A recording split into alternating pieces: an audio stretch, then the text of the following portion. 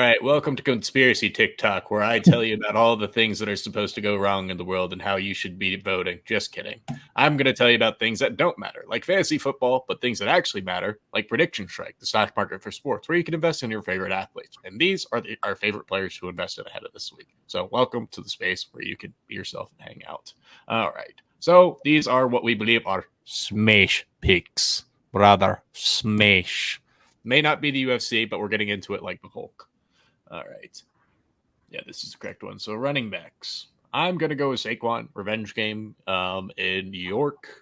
I can't think of a actual better revenge game angle than this guy in the elite tiers. Like I wouldn't be surprised if he goes for 40 plus fantasy points. I want to say the defensive line is missing a few players as well. Andrew Thomas is now out for the season, so there's a very high chance that like Daniel Jones is just getting sacked a lot, and the game script is a lot more. Like I don't think they're going to let Saquon come off the field. Like I just don't think he's coming off. But with that said, walk me through why you guys like Kyron and Tony.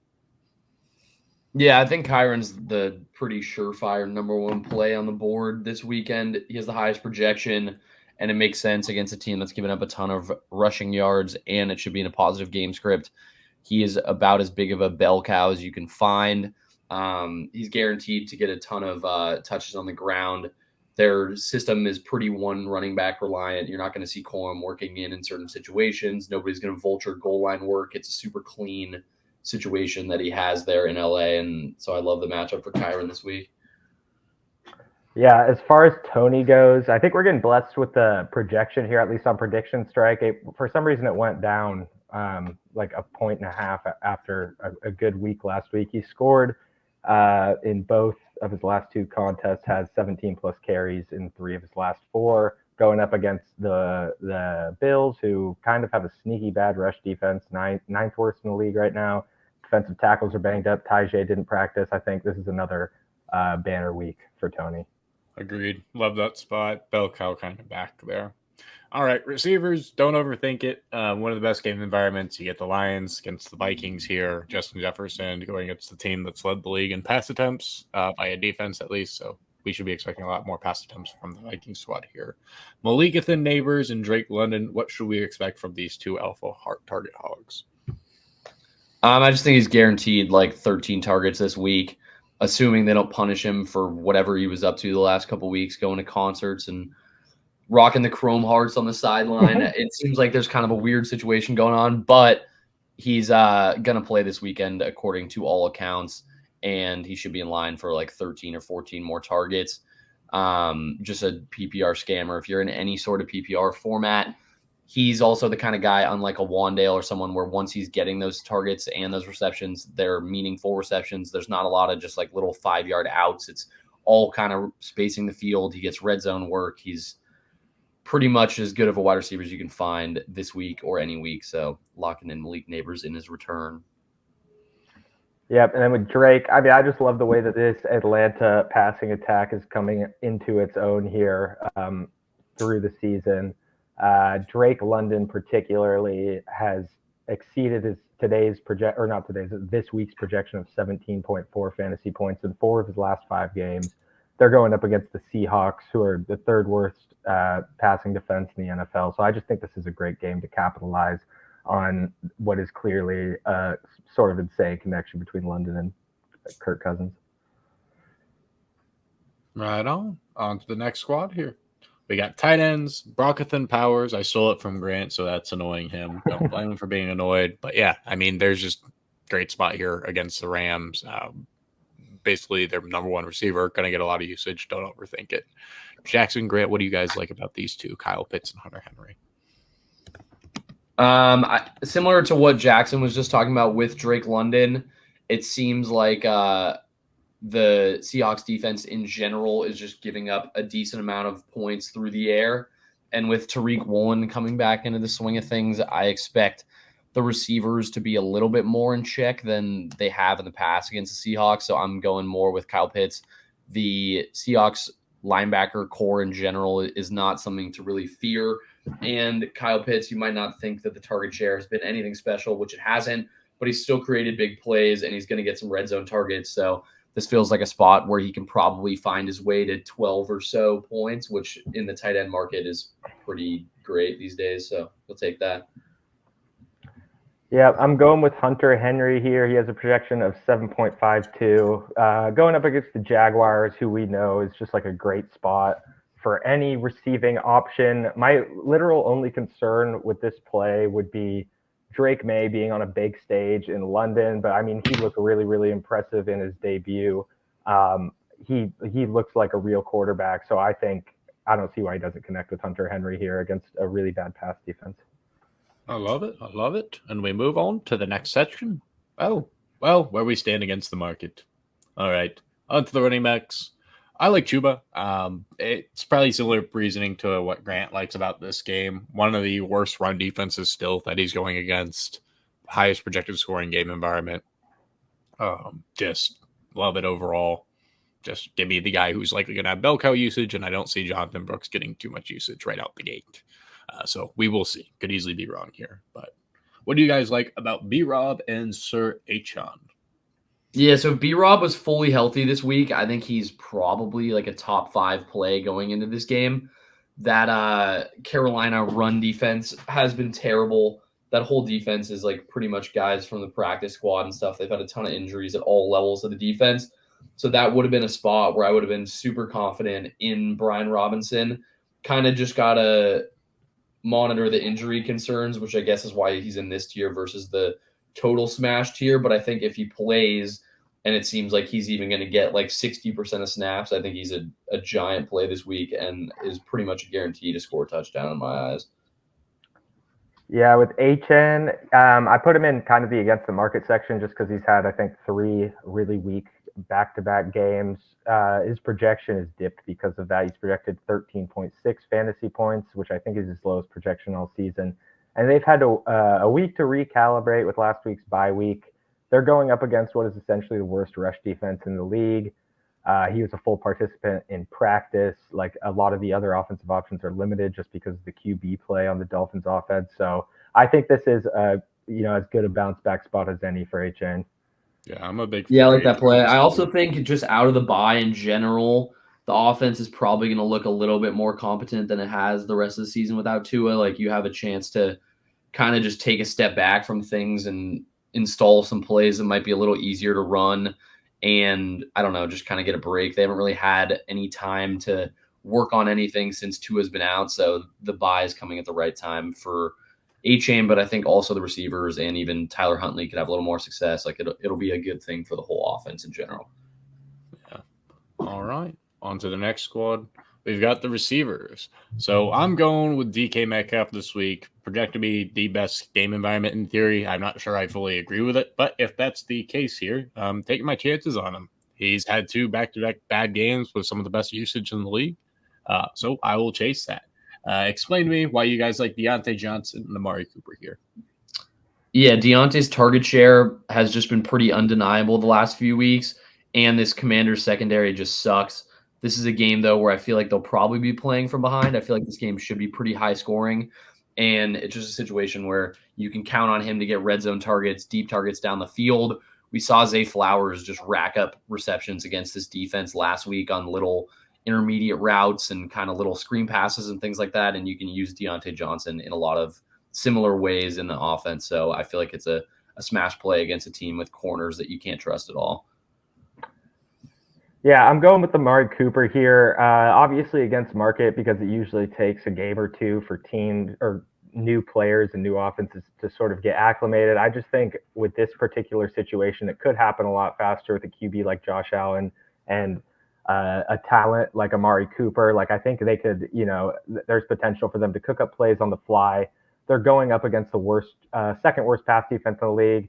Shakir coming off an injury. Kincaid was limited. James Cook is going to be out probably. He's already walking through practices, or today he's walking through practice. So I do think there's a legitimate chance for Amari Cooper to have a real game in his first game with the Bills. All right. Love it. Love it. Moving on to the next spot here, we got tight ends. So the majority of people are going to just kind of go to the other options here. Going to be still taking my chances on Kincaid. having some confidence in this offense. But yeah, Tucker Kraft, Ja'Tavion Sanders, what do we like about them? Yeah, I just think the Packers win pretty handily this week against Houston. I think Houston's a good team, but I think this Packers team is really coming into their own and hitting their stride. This is a home game for them, and it just feels like that offense is clicking as well as any in the NFL is right now. And there's a variety of targets. It's hard to really pinpoint one. We obviously saw Romeo Doubs find his way to the end zone twice last week, so it's kind of tough to really pick the guy that's going to have the spike week, but in a tight end market that's pretty weak across the board, this feels like a spot where you can take a flyer on a dude that could have a giant game against a team that their linebacker core is pretty banged up so far in this week. That's a situation to monitor, but for now, I feel like it's kind of taking a shot with some confidence, but a chance for a potential splash play in a market that's not doing so hot this year. So. Splash. Yeah, I like Ja'Tavion Sanders a lot this week. He has 12 targets through his last 2 games. Tommy Tremble was in practice still. Deontay Johnson's a little bit banged up, going up against the Washington Commanders, like lower half of the league in pass defense, 10th worst rush defense. I mean, they don't have the best defense. They allow a lot of points. I think this projection of 6.07 is really, really reasonable. He's beat that in both of his last 2 contests, so I like Ja'Tavion. Right on. All right, on to the next section. PredictionStrike, the stock market for sports. So where do we see things that nobody does? All right, so for the running backs, I've been touting this guy since March. Audric Esme, love him. I think he gets it going tonight. Peyton wants to use him, so hopefully now is the perfect time to invest. Ty Chandler, Miles Sanders, why should we like both of them respectively? I just like the way Ty Chandler runs the ball typically. It feels like a weird situation where the Vikings haven't really provided a ton of updates on Aaron Jones, and there's no real reason to play him right now. It feels like a situation where they probably give him a couple weeks to recover, and you see Ty Chandler and Cam Akers kind of get the brunt of the workload for those few weeks. And Ty Chandler's the guy I like more on the ground there. Cam Akers was a guy that Kevin O'Connell was super high on. He knows you can trust him from his stint there last year, and he definitely likes him in pass protection. Cam Akers is a good pass blocker, so you might lose some of that receiving upside, but Ty Chandler's projection right now isn't anything crazy, so it's still a guy I'm buying into. Yeah, Miles Sanders is a real PS fiend play, I would say, because he's just below the minimum projection threshold of 5 at 4.69. But I think this is a really good spot to get in on him before his projection goes above 5. He's only 16 cents a share, so you can manipulate that share price just through your pumping alone. Looks like some slimy people have already done a little bit. You see he's up 14.29% in that screenshot. So yeah, you can catch a lot of pump. Chuba didn't practice. We know Jonathan Brooks is still limited in practice. So if Miles Sanders ends up being on an island there against the Commanders' rush defense, I think he easily surpasses 5. You'd probably already be set with the pump you're going to get if that's the case. So fun buy. All right. Love it. Love it. On to the next section. We've got the receivers. So I'm going with Jacoby Myers. Just don't overthink it. Usage goes to him if it's not Brock Bowers. I like it overall. Bub means Alec Pierce. Why should we like those two, though? Yeah, we've kind of touched on Bub in previous days leading into this matchup tonight. It just feels like a spot where I don't know where else the ball is going to go. You have a rookie quarterback who showed a bit of a connection with Means in mainly the second half of that game yesterday or last week. No Olave this week. No PS2 like we touched on earlier, and it just feels like a spot where the ball's going to have to go somewhere. I expect Rattler to throw the ball a decent amount of times, and it feels like Means is his primary target there, especially with Shaheed and Olave out. Yeah, I'm going with Alec Pierce here. I think we're going to get Anthony Richardson back this week. Anthony seemed to have a really hard time hitting any of his targets besides Alec Pierce before he got injured. Pierce is only projected 7.73 fantasy points, which I think is really interesting considering the injuries that are going on inside of that wide receiver core. So I think why not Alec Pierce? offense is going to need to come from somewhere. JT's injured, Sermon's injured. Let's see another back foot Hail Mary to Pierce here.